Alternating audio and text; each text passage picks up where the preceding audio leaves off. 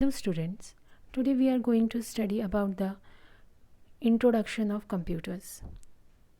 In this,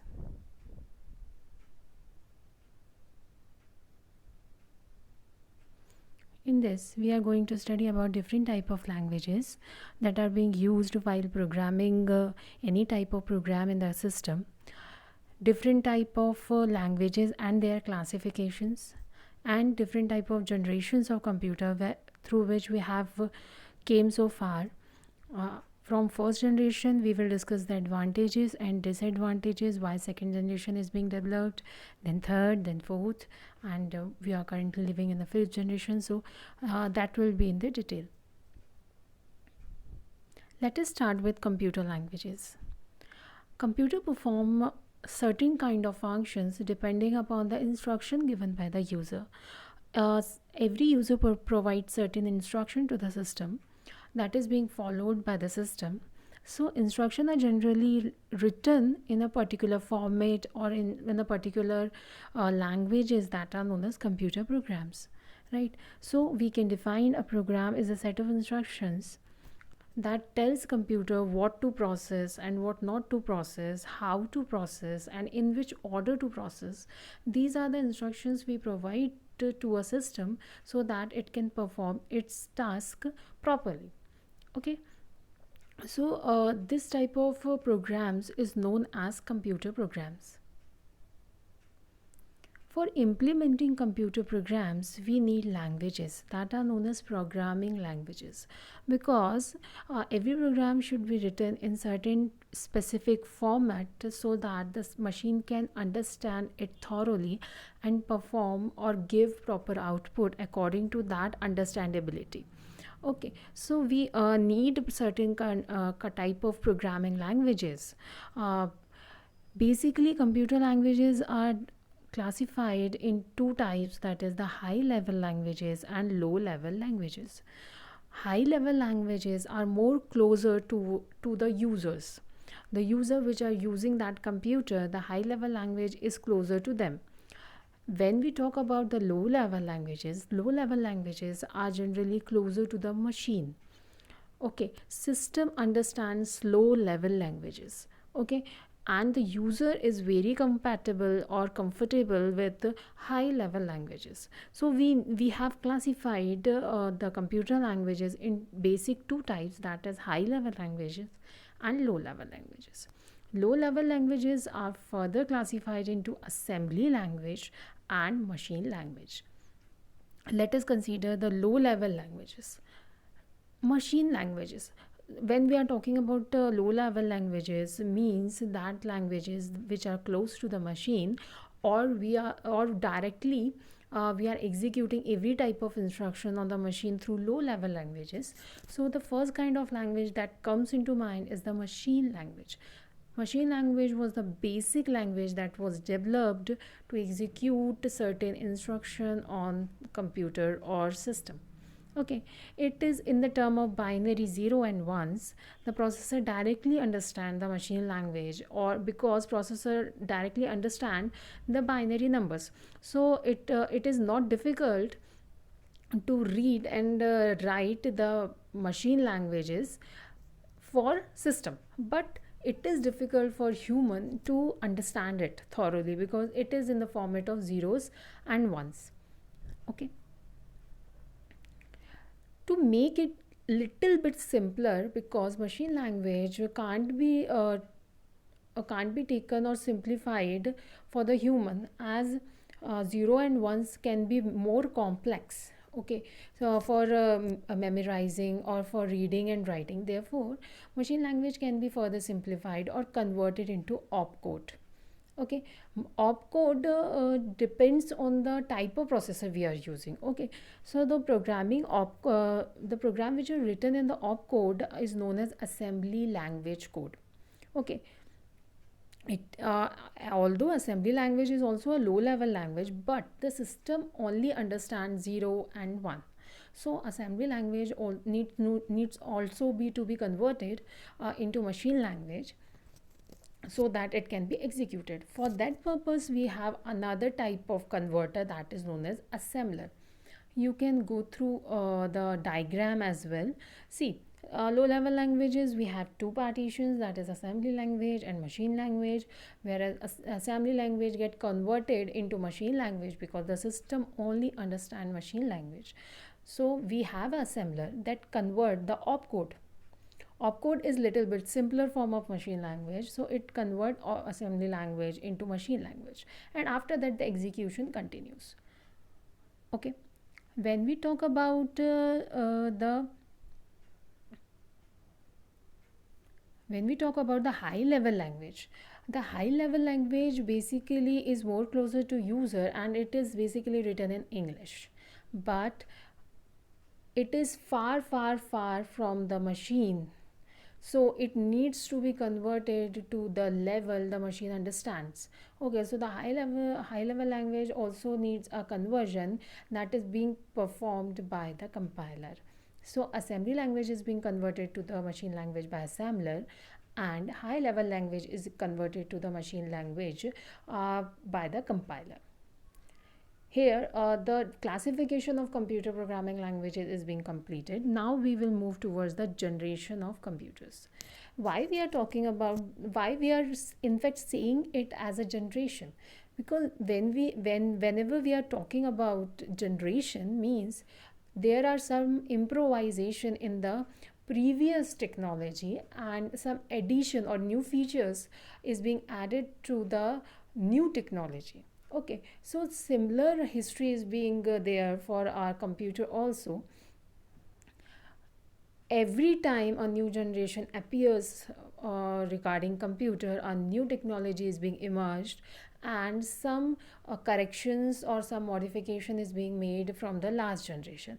That's why we know, we tell us that the generation of computers, there is a link between each and every generation between the computers, so that they are not independent. Okay, there is some link. The first generation have some effects on the second, and second and on the third. So the very first generation was emerged in 1942 to 1955. The technology which was used in first generation was the vacuum tube technology. In this, they used a vacuum tube to perform or to process or to generate the output. Some of the first generation computers are ADSAC, ADVAC, UNIVAC 1, etc. These belongs to the first generation computers.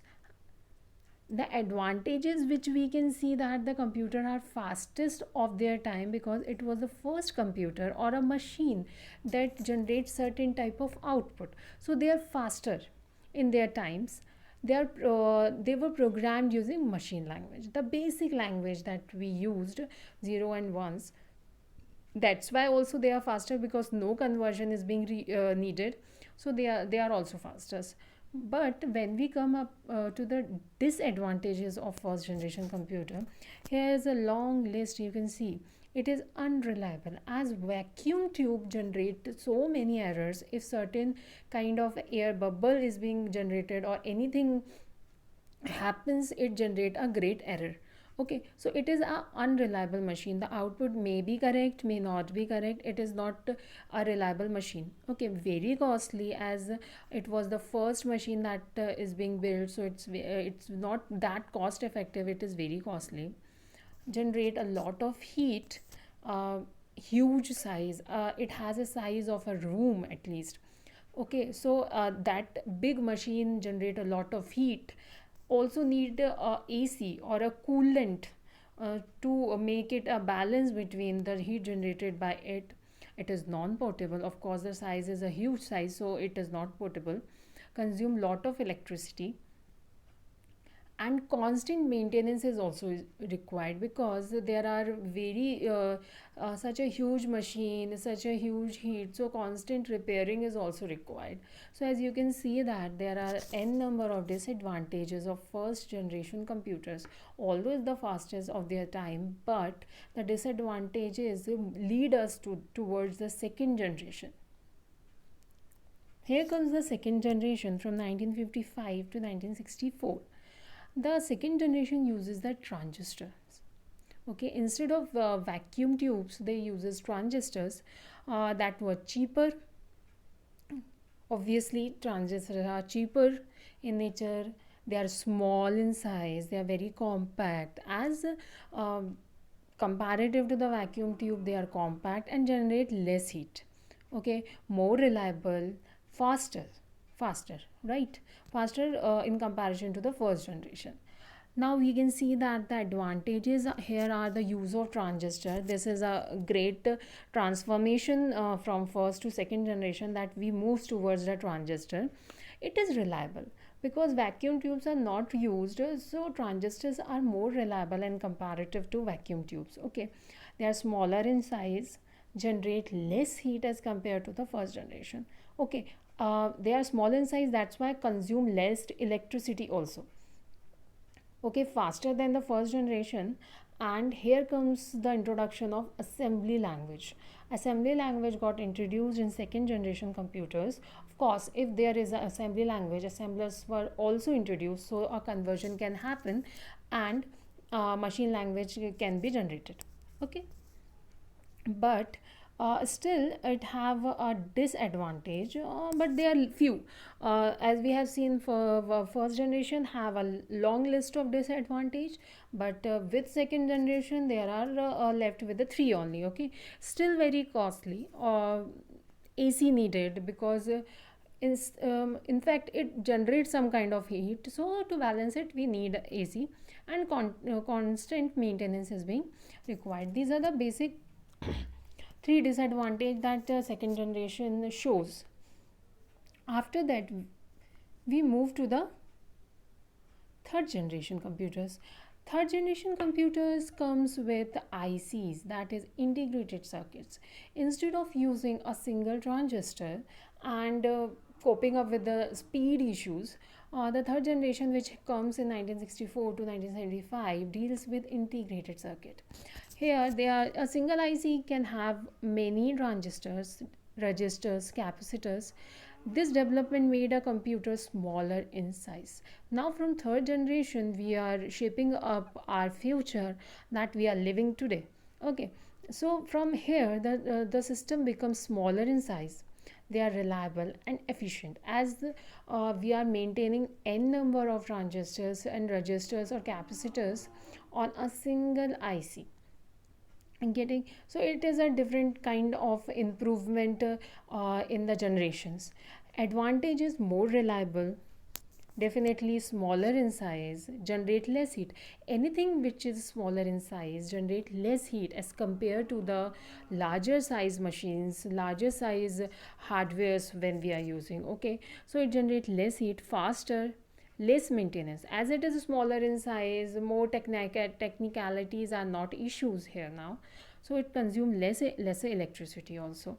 Okay, so these are the few advantages of third generation, which is not end yet.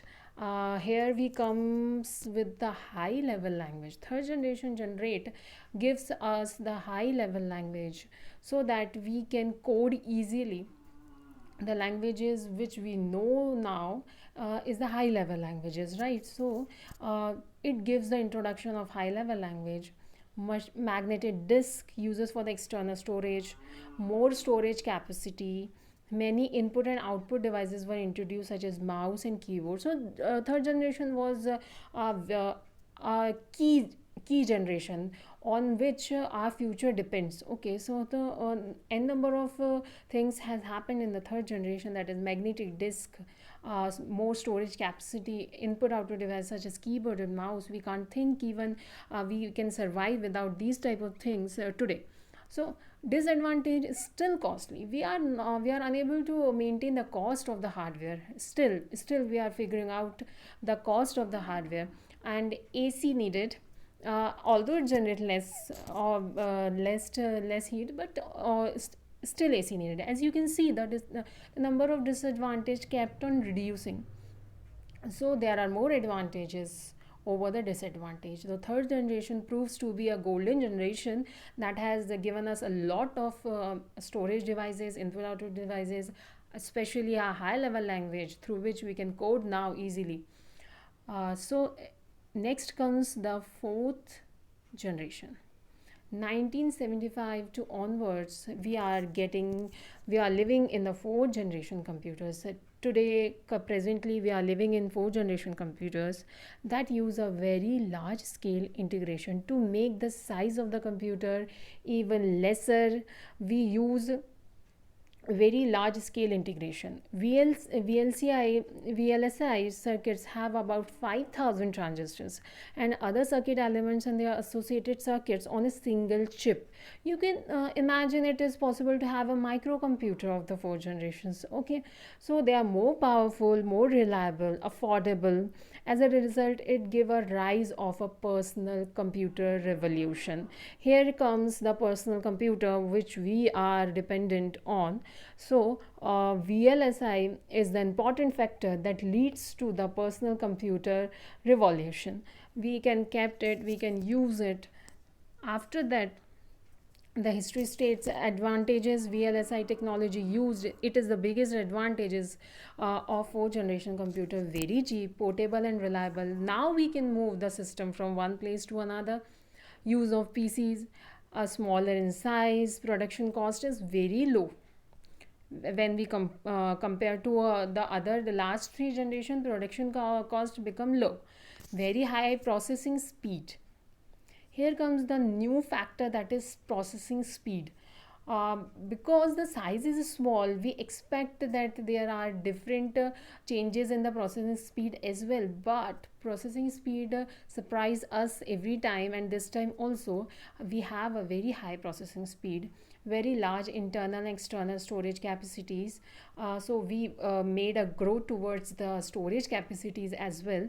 These are the conditions we are getting.